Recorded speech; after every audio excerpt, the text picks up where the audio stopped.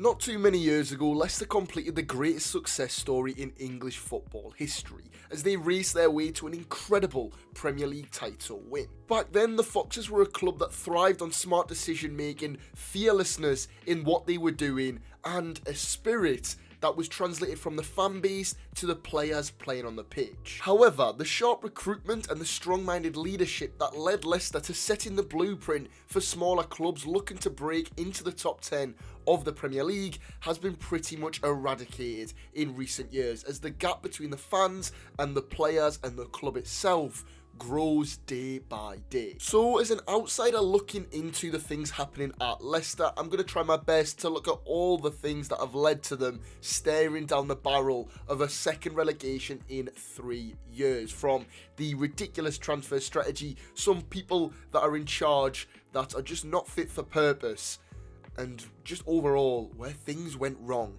for Leicester City. If we go all the way back to the transfer business just before and during the season the Foxes won the Premier League, we see the smart business that went on to elevate the club shine through. The Foxes spent roughly £42 million across the summer and January transfer window, bringing in the likes of Shinji Okazaki, N'Golo Kante, Daniel Amati and Damari Gray, with most of them going on to play pretty big roles in the coming success for the Foxes. Post-title win, the inevitable raiding of Leicester kinda took place, but Leicester did quite well. They kind of began this model of selling one big player for a big fee every single summer. N'Golo Kante left to go to Chelsea for a very nice fee, and it left Leicester with a nice pot of money to reinvest and try build on that Champions League and Premier League season. However, it doesn't mean that they spent the money too well. They brought in Slimani and Musa with a large part of the N'Golo Kante funds, and that then saw a pretty poor season following that. Claudio Ranieri was sacked on the 23rd of February 2017, with the Foxes sitting just 1 point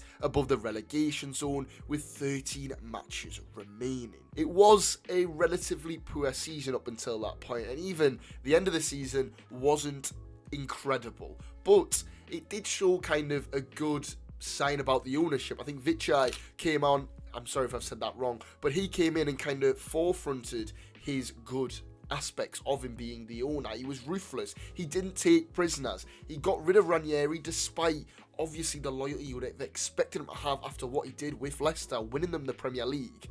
But he got rid of him because he saw that he was kind of taking Leicester back to the Championship. Despite that anomaly brilliant season, it was going bad for the club, and he had to act quickly and he had to make sure there was enough time for them to turn things around. And he made the right decision because Leicester went on to survive that season, and I feel like it was possibly a small wake-up call for the board in terms of what they needed to do in the transfer windows. Yes, they did go on to sell another big player with Danny Drinkwater leaving for a sizable fee, but they spent a lot of money to enforce the squad with Kelechi Iheanacho, Adrian Silva, Harry Maguire and a good few others arriving at the club. But this window also foreshadowed a little bit more of what was to come for Leicester and things that are particularly relevant as of right now, as Adrian Silva was registered 14 seconds too late. Now, that mistake and the missing out on a big replacement for a big player like Drinkwater falls on the shoulders of John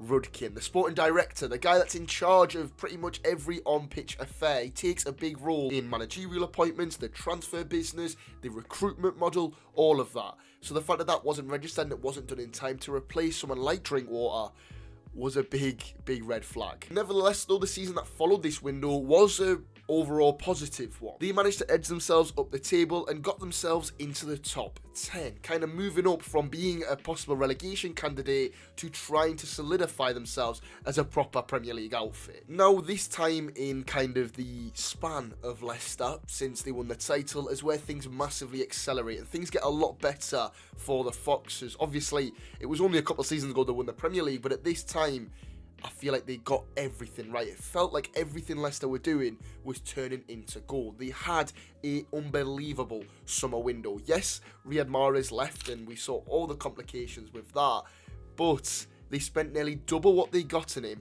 on incomings. Ricardo Pereira joined the club, James Maddison joined the club, and Soyuncu joined alongside a good few others, really building up a proper Premier League squad. Now, the following 18-19 season wasn't out of this world. It really wasn't. They finished in 9th again, but the model of buying young, developing and selling for big money was massively invested into and would go on to platform the following season. They continued to battle for top 10 and they finished in the same position of 9th as the season prior to this one, but the kind of model of buying young, buying players with really big resale value was massively invested into. It's also really important to remember that near the start of this season, I believe it was around October time, the owner of Leicester, Vichai, died really tragically in a helicopter accident, and you know, that was a massive hit to the club. He was a pivotal part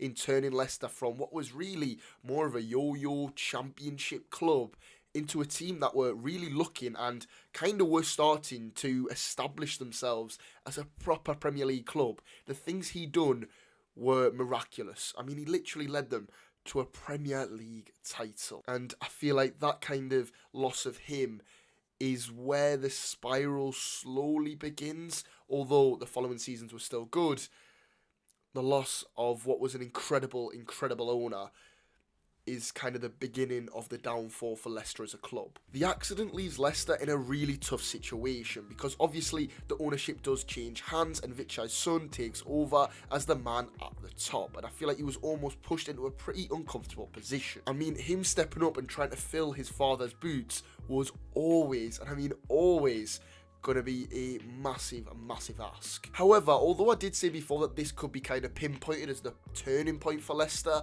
I feel like it wasn't necessarily the time where things massively changed, because Leicester still went on to progress and get a lot better. In the following season, Harry Maguire becomes the annual massive sale as he goes to Manchester United for a mental fee. They then spend that money on the likes of Yuri Tielemans, Ayoze Perez, James Justin and a few other players. But the January window of this season was an absolute travesty. Despite Leicester being really well within a Champions League fight, they were really pushing for that top 4 space, Leicester only signed Ryan Bennett in the January window, which meant that they had practically zero reinforcement into a squad that did need a little bit of help to just push that Champions League qualification over the line. That kind of season was an opportunity for Leicester to really put the money in, invest in it properly and push on to get that Champions League qualification, and then, you know, you get a lot of money from that. You can kind of start to become a bit more sustainable, maybe stop selling them big players if you have that Champions League qualification in the bag, and you've also then got the pull from them big names, but they didn't invest and they didn't really push on from there. After a poor end to the season, seeing them pick up 4 points in the final 5 games of the season under Brendan Rodgers, they missed out on Champions League qualification. But the big wheels keep on turning and we keep chugging on into the 20/21 season, and the annual big sale comes from Ben Chilwell arriving at Chelsea for around 50 million euros. That money then goes into probably the best value for money signing Leicester made during their kind of golden years of recruitment, as Wesley Fofana joins for a reported 29 million pounds, and he was absolutely sensational and everything that Leicester needed to reinforce the back line after the departure of Harry Maguire. But despite kind of making some big signings in that window and really reinvesting the money they got from Ben Chilwell and continue to grow that buy cheap, we sell for big profits model, they still missed out on Champions League qualification, with another poor end to the season, picking up just another 4 points from the 5 final games, seeing them finish yet again in 5th place. However, and it's quite a big however, they did go on to win the FA Cup in that season, so I feel like that makes up slightly with missing out on the Champions League. They went on to beat Chelsea in the FA Cup final with Tielemans scoring an absolute rocket,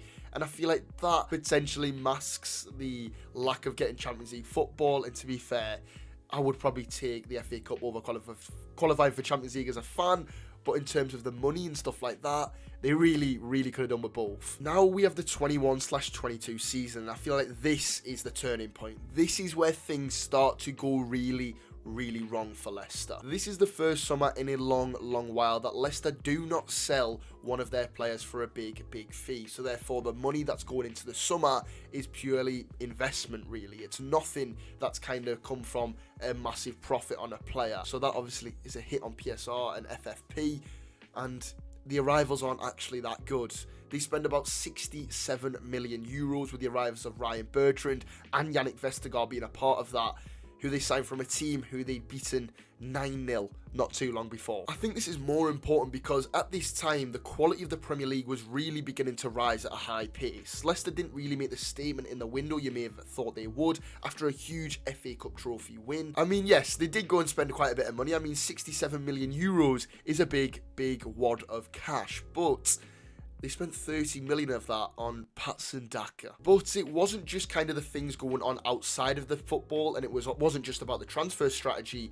This season saw the first time that they dropped off in league position in a decent while. They also missed out on European football for the first time since the 18-19 season. Then, the following season, things just completely collapse. There's rumours that Brendan Rodgers was lied to about the funds that he would have available to him as Fofana goes for a big fee, and the money is barely reinvested. Now, that's likely due to the huge contracts that a lot of the squad were given during the 2-year spell of Champions League fringes. Another issue is the huge contract that was given to Brendan Rodgers during that period as well, in order to put off interest from other clubs, which was scaring those at the top. On top of all this, and probably the worst issue if we're looking purely at the football, Kasper Schmeichel, club captain, is allowed to leave the club, which means that Danny Ward spends a large part of the season in goal for Leicester. Ward plays 26 Premier League matches in this season and concedes 42 goals, preventing an XG of -8.77. Now, I know we aren't all massive fans of XG, but when you're looking at a keeper who's preventing that little,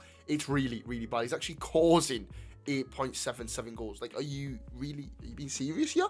I feel like Meslier, as much as bad as he's been for Leeds, he's not even done that. I think he's on -2.77, and we all know he's awful. So Danny Ward doing that is an absolute travesty. This season also gets even worse for Leicester. I mean, they saw the sacking of Brendan Rodgers in April, but by that time, it was way too late. And I feel like a lot of that stemmed from a reluctancy to pay out the big contract. And by the time he was sacked, Dean Smith was appointed and thrown into what was a sinking ship. That's the difference, though. If we saw way back when Claudio Ranieri was sacked in February after a poor season, and Brendan Rodgers being sacked in April after a poor season, it feels like that ruthlessness that got Leicester so far wasn't really kicking about anymore. We saw, obviously, Ranieri had even bigger of a legacy than Brendan Rodgers. Despite Brendan Rodgers having some really good work with Leicester, he'd got them 5th place twice and won an FA Cup. Yeah, Ranieri had won the Premier League, and the club didn't take any risk with him. So why they took it with Brendan Rodgers, I'm just not too sure. Now, the following summer, for me, kind of showcases the arrogance or maybe the naivety of someone like John Rudkin, as it shows just so many issues with the transfers over the past few years. Yuri Tielemans, Ayoze Perez and Carlos Sionchu all left on free transfers, which is bizarre to me because surely you would have tried to tie them down in the summer prior if you knew you weren't going to spend much in the windows, or at the very least you would have tried to find some moves for them so more money could be put into the squad to attempt to avoid relegation. But no, they all leave for, frees or the smallest amount of money, and Leicester are left with a massive hole, losing some massively talented players for no money. Players that they spent big money on. Leicester spent massive money on Yuri Tielemans. I think it was like 40 odd million euros, and he left for nothing. On top of that, James Maddison, Harvey Barnes and Castagne leave on permanence, with a ton of players leaving on loan deals in order to avoid playing in the Championship, which again shows that kind of change that we've had in Leicester. When I was talking about them at the start of the video, I was talking about that spirit that the players showed on the pitch for the fans. A lot of them players that left on loans to avoid playing in the English second tier and getting Leicester promoted, despite it probably being guaranteed that they would go back up, shows the lack of courage, shows the lack of commitment, and shows the change in the players that were being brought in from when Vichai was in charge and won Leicester the Premier League to now, where it just does not feel anywhere near as good as what it used to be. To be fair to them though, they did recruit quite well in the summer, and elements of their previously superb recruitment seeped through, with the likes of Mads Hermansen and Stevi Mavadidi arriving on a permanent basis, with someone like Abdel Fatawu also arriving on loan with an option to buy, which would eventually be triggered in the following summer. This 23-24 season was superb in terms of on-the-pitch performances, for the most part anyway, but off the pitch, it continued to be really, really poor. Enzo Maresca was yet another manager who was allegedly lied to about what funds would be available to him, with nothing being done in the January window, leaving a Leicester side with strong competition for automatic promotion, left fighting with the squad they built in the summer. Well, other than their midfielder that they'd brought in the summer on loan from Chelsea being recalled, which meant the squad in January had actually gotten worse, despite fighting off against Southampton, Ipswich and Leeds for not just the title, but promotion in general. There was constantly stuff flying out in the media about clashes between those in charge and Enzo Maresca, reinforced by Vardy making comments about Rudkin being booed at the end of the season parade. Despite a really good season on the pitch, things off the pitch and the connection between the fan base and the club felt like it was growing even bigger. You know, despite Leicester winning the title, I feel like the hatred from the fans towards those in charge of their club, and specifically sporting director John Rudkin, was only getting worse. Then we move on to this season now, and that summer that they had is such a bizarre one to me. Enzo Maresca departs the club to join Chelsea, and then there's a complete shift in the type of manager that they look to appoint. From a young, progressive and possession-dominant manager in Enzo Maresca to a pragmatic, defend-first manager in Steve Cooper. Now, if you take away all the stuff about, Cooper's eventually been set and Nistelrooy's came in, and we just look at Cooper, the appointment makes absolutely zero sense to me. Like, you've gone from a young, progressive manager in someone like Enzo Maresca with connections, ex-player, all that stuff, to someone who is a pragmatic, definitely safety guy. And you've expected kind of the squad that was built by Maresca for possession football to then translate to Cooper football without the greatest levels of signings. And we'll touch on the signings in a bit. But then, again, you've then sacked him and got Van Nistelrooy and gone back to the kind of same type of Enzo Maresca. It just feels so strange. And it's the complete opposite of the ruthlessness and fearlessness that we saw way back in the 2017 era, where they would take them risks and they would be upfront about the risks they were taking.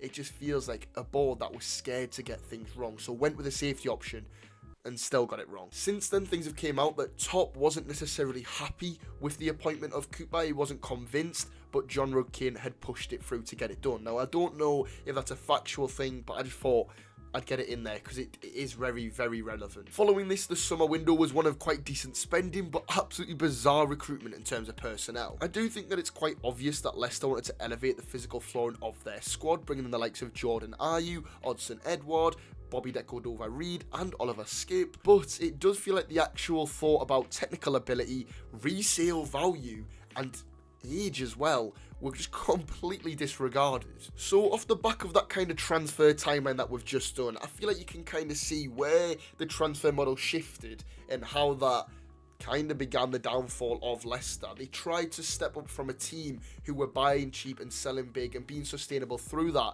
into a team that could be sustainable through just achieving big things and kind of stepping up to this level of like a Big Six club, because pretty much everyone outside the Big Six in the Premier League has to end up selling. But Leicester kind of wanted to bridge that gap and they tried, but they just weren't at a level to do so. That means that inevitably, because of the lack of funds coming in from qualifying for Europe and things like that, and then also the lack of funds coming in from sales, that PSR would eventually get to them. FFP would come hunting, and we're seeing the restrictions that they've got on them now. I mean, looking at the window, they've barely got any money to spend, allegedly, because they're trapped by PSR. If we look at the transfer spending since 2013, Leicester sit 10th for most money spent by Premier League clubs, which is mental, especially when you consider in that time that they've recorded a net transfer profit of negative 187 million euros, according to Transfermarkt. Now, I know that a lot of that probably does come from the time in which they tried to push on just after the Premier League and around the FA Cup win, but I feel like it makes the decisions to not get money for Tielemans,